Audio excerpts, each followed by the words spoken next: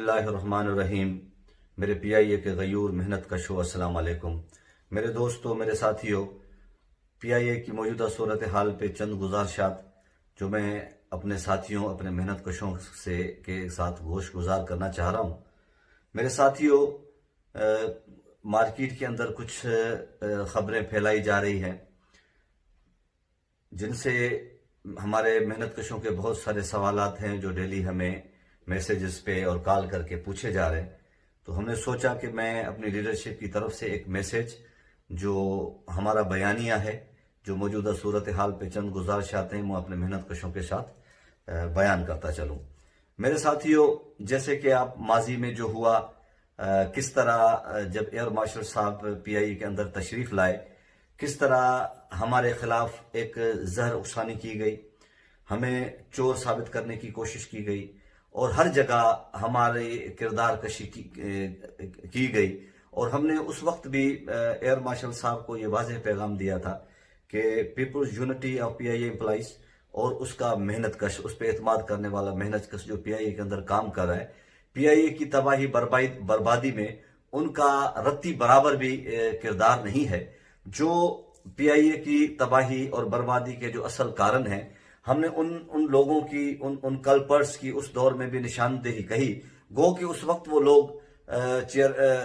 CEO साहब के इर्द गिर्द थे और उनको ये था कि अगर ये सीईओ साहब के कान के करीब आए तो ये सारे खाते खुलेंगे जो सीबीए जानती है। तो इस वजह से एक गैप क्रिएट किया गया हमारे और सीईओ साहब के दरमियान। तो वो किस्सा मुख्तसर वो वक्त गुजर गया। फिर हमने जब ये चीज हमने 26 दिसंबर को हमने एक तकरीर की जिसमें हमने कहा कि ये जो चोर हैं ये आपके इर्द गिर्द हैं। और मैं उस वक्त सीईओ साहब ने हमें बुलाया एज अ यूनियन और पहली बार उसने हमें और हमारे लीडरशिप से बात की और हमने उनके सामने फैक्ट्स रखे, क्योंकि वो पीआईए के अंदर न्यू कमर थे। तो उसको जो ब्रीफ किया गया, बहरहाल उन्होंने हमारी बात सुनने के बाद ये उनका बड़ापन था कि उन्होंने रियलाइज किया और खुद चीजों को जब तहकीक करना शुरू किया तो ये चीजें, बहुत सारी चीजें खुल के सामने आ गई कि पीआईए के असल दुश्मन कौन है। तो मेरे साथियों, उन्होंने सीबीए को तस्लीम किया और कहा कि हम सीबीए के साथ मिलकर काम करेंगे। और हमने भी सीईओ साहब को ये मैंडेट दिया कि अगर आप पीआईए की बेहतरी की बात कर रहे हैं, आप हमारे मेहनत कशों के बेहतरी की बात कर रहे हैं, उनकी रोजी रोटी बढ़ाने की बात कर रहे हैं, तो पीपल्स यूनिटी गैर मशरूत अपने हर मफादात को छोड़ते हुए आपके साथ शाना बशाना खड़ी होगी कि आप पीआईए को ठीक करें और हम पीआईए के लिए काम करें। तो मेरे साथियों, उस वक्त हमने चार्टर ऑफ डिमांड जो आपका हक होता था हमने सीईओ साहब को दिया और सीईओ साहब ने हमें कहा, हमसे वादा किया कि हम विद इन 1 मंथ हम इनकी जो आपकी डिमांड्स हैं हम उनका इजरा करेंगे। मेरे साथियों, मेरे मेहनत कशो, उसके बाद आपने देखा कि हाई कोर्ट कराची ने, हाई कोर्ट सिंध ने सीईओ साहब को काम करने से रोका और उसके बाद हमारा जो चार्टर ऑफ डिमांड था वो ताखीर का शिकार हुआ। उसके बाद जब सीईओ साहब वापस आए अपनी सीट पर, एक सुप्रीम कोर्ट के फैसले के मुताबिक उसको काम करने की इजाजत दी गई, तो उसके बाद हमने उनकी तरफ कदम बढ़ाया कि जो हमसे वादे किए गए थे हमारे मेहनत कशों के, तो जब उस पर हमारी नेगोशिएशन चल रही थी तो आपको पता होगा कि दुनिया पे एक वबा आप टूट पड़ी, कोविड-19 के नाम से जिसको आप जानते हैं। उसको उस पे जो सबसे ज्यादा जो कोई दुनिया में कोई इंडस्ट्री जो इफेक्ट हुई वो थी एविएशन इंडस्ट्री। उसमें जहाज ग्राउंड की हुए, मुलाजमीन को निकाला गया, मुलाजमीन की सैलरीज में कटौती की गई। मेरे साथियों, पीआईए के अंदर भी एक फार्मूला तैयार हो गया था कि पीआईए के जो मुलाजमीन हैं उनकी सैलरी में कटौती की जाए, लेकिन आपकी सीबीए ने आपका केस, आपके जो मसाइल थे वो जाके सीईओ साहब के साथ टेबल पे बैठ के बयान किए कि हमारा मेहनत कश 5 साल से उसकी सैलरी नहीं बढ़ाई गई, उसकी बहुत कम सैलरी है। तो इस दजाली दौर में अगर इस हालात में उनकी सैलरी की कटौती की गई तो उनका रहना या उनका जीना मुश्किल हो जाएगा।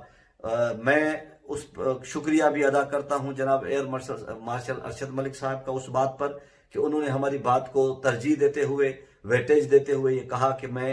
आपने जो मुझे चीजें बताई हैं, मैं आपके 1 से 4 किसी मेहनत कश की भी सैलरी में कटौती नहीं करूंगा। गो के बहुत सारे लोगों की, अफसरों की कटौतियां शुरू हुई, लेकिन हमारे मेहनत कशों की कटौतियां नहीं हुई। मेरे दोस्तों, उसके बाद जिन्होंने कोविड-19 के दौरान ड्यूटियां की, हमारे साथियों के जितने मसाइल थे, उस पर हमने खुल खुला के बात की आमिर अल्ताफ, CHRO आमिर अल्ताफ साहब से, और उन्होंने भी हमारे साथ भरपूर ताउन किया कि हम आपके लिए सैनिटाइजर, मास्क और जितने भी आपकी सेफ्टी के जो इक्विपमेंट थे वो हमने आपको प्रोवाइड किए। मेरे साथियों, हमारे कुछ चंद सियासी मुखालफिन PI के अंदर, वो हमेशा हमारे ऊपर तनकीद के तीर बरसाते हैं, लेकिन वो भी हमारे भाई हैं। वो सारी तंजीमें हमारे सर का ताज, वो क्योंकि हमारे सियासी मुखालफिन है, ये उनका हक है कि वो हम पे तनकीद करें, हम उनसे सीखते हैं। लेकिन मेरी एक गुजारिश है, उन मोदबाना गुजारिश है कि खुदारा वो तनकीद करें जिसका कोई सर पैर हो। अगर आप हमें एक बार, आप एक तरफ से तो एयर मार्शल और उनकी टीम की आप कसीदे पढ़ते हैं कि भाई वो बहुत अच्छा काम कर रहे हैं, फिर दूसरी तरफ आप हम पे तीर बरसाते हैं कि जी यूनियन कुछ कर नहीं पा रही। तो यूनियन जहां पर भी जो होता है, वो यूनियन अपना चीजों को उधर करती है। मेरे दोस्तों, मेरे साथियों, आज आपसे मुखातब होने का मकसद ये था कि 4 दिन पहले हमारी CEO साहब से, मेरी और मेरे मरकजी प्रेसिडेंट जनाब हिदायतुल्लाह खान साहब की और हमारी टीम की CEO अरशद मलिक साहब से एक मुलाकात हुई। उसमें आपके जितने भी इश्यूज थे, PIA के अंदर जो मेहनत कशों के इश्यूज थे, उसमें बात की गई। हमने जो डेली वेजेस, जो स्पीड एक्ट से जो दोस्त निकाले जा रहे हैं या जो डेली वेजेस निकाले जा रहे थे, उस पर हमने शदीद खदशात का इजहार किया और उनको कहा कि सर इनको ये जो निकालने वाला जो आपका काम है, इनको रोका जाए। और उन्होंने हमें यकीन दहानी कराई कि स्पीड एक्ट क्योंकि एक इशू था, उसकी वजह से हमने किया और हम इनको दोस्तों को आपको कहीं एडजस्ट करेंगे इंशाअल्लाह अजीम। और जो डेली वेजेस की तनख्वाह थी, उन्होंने कहा थी ये हम उसमें जरूर इजाफा करेंगे। मेरे साथियों, एक मेन इशू चल रहा है, जो जाली डिग्री के नाम पे निकाले जो लोग गए, हमारे जो साथी दोस्त, उसका हमने वहां पे बात कही और उस पे ये तय हुआ कि क्योंकि मैं भी उनका कोई वापसी का, इज्जत से वापसी का जो है ना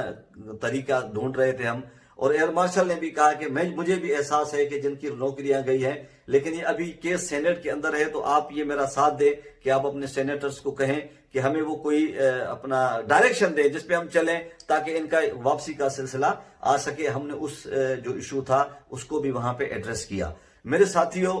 बाकी जो चार्टर डिमांड जो था हमारा, आपको पता है कि कोविड की वजह से, क्योंकि वो मुमकिन नहीं था, ना हमारा जमीर गवारा कर रहा था कि हम उनसे कोई 100% सैलरी में तनख्वाह मांगे, क्योंकि जहां पे हालात ऐसे हो गए, ये कुदरती वबा थी, इस पे ना कुछ हम कर सकते हैं ना कुछ एयर मार्शल कर सकता है। उसके बावजूद भी इस कोविड के दौरान भी हमने MOU एक साइन किया है जिसमें आपके सैलरी और बाकी मराहत के मामला थे, वो ताखीर का शिकार हुए। वो इस वजह से ताखीर का शिकार हुए कि बोर्ड ऑफ डायरेक्टर नहीं था। बोर्ड ऑफ डायरेक्टर जब आया, परसों तरसों उनकी जो नया बोर्ड ऑफ डायरेक्टर तश्कील दिया गया, उसके अंदर हमारे जो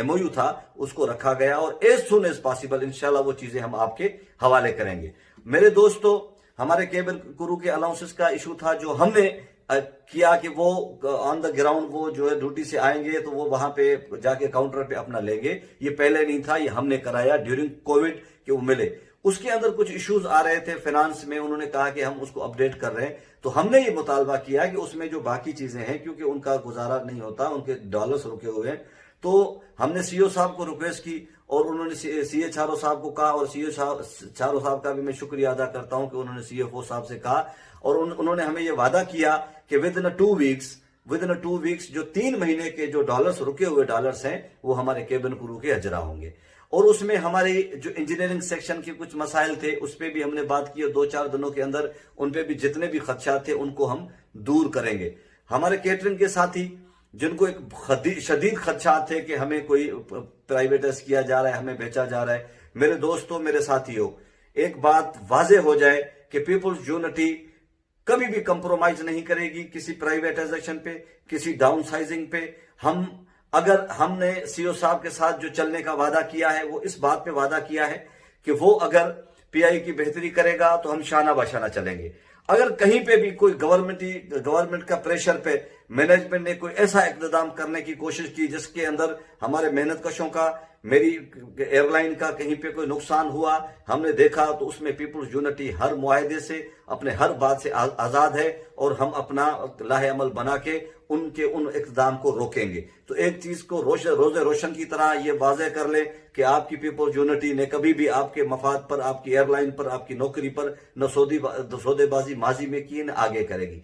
एक VSS स्कीम आ रही है जिसका बहुत ज्यादा चर्चा किया जा रहा है मेरे साथियों, मेरे दोस्तों, क्योंकि ये जो गवर्नमेंट है ये मजदूर दोस्त गवर्नमेंट नहीं है। इन्होंने स्टील मिल से 10,000 बंदा निकाल दिया, इन्होंने रेडियो पाकिस्तान से 1,020 लोगों को फारिग कर दिया, ये यूटिलिटी स्टोरों पे शब खून मारने जा रहे हैं, इन्होंने पाकिस्तान भर के बहुत सारे इदारे में लोगों को फारिग किया। तो ये मैंडेटरी स्कीम लेके आ रहे थे PIA के अंदर। तो मेरे साथियों, मेरे दोस्तों, इस मैंडेटरी स्कीम को आपकी पीपल्स यूनिटी, आपकी CBA ने ना होने दिया। उसके बाद तय ये हुआ कि हम VSS लाएंगे, वॉलेंटरी सेपरेशन स्कीम लाएंगे, जिसके तहत एक अच्छा पैकेज देंगे। हमने उस बात पर भी हामी नहीं भरी। हमने उनको ये कहा कि जब ये आपका फार्मूला तैयार हो जाएगा, आप अपनी CBA के साथ ये डिस्कस करेंगे, हम उसमें अपने मेहनत कशों के मफादात को देखेंगे। अगर हमें महसूस हुआ कि मेहनत कशों का इसमें कोई फायदा है, हमने मैंडेटरी स्कीम से बचने के लिए इस VSS को भी, हमने VSS को देखने के बाद पीपल्स यूनिटी और आपकी CBA, जब वो फार्मूला हमारे सामने रखा जाएगा, उसके बाद इसकी हिमायत का और या मुखालफत का फैसला पीपल्स यूनिटी करेगी। मेरे साथियों, मेरे दोस्तों, मैं आपको एक रिक्वेस्ट करता हूं कि हम एयर मार्शल साहब के साथ मिलकर PIA की बेहतरी चाहते हैं। वो उनसे हमसे वादा किया है और हमने उनकी वादे पर यह एतबार किया है कि सर आप मेहनत कशों की बेहतरी और भलाई के लिए काम करें, पीपल्स यूनिटी शाना बशाना आपके साथ खड़ी होगी। और कल एक अपने मैसेज में CEO साहब ने मेरे मेहनत कशों को सराहा है, मेरे मजदूरों को सराहा है और उनके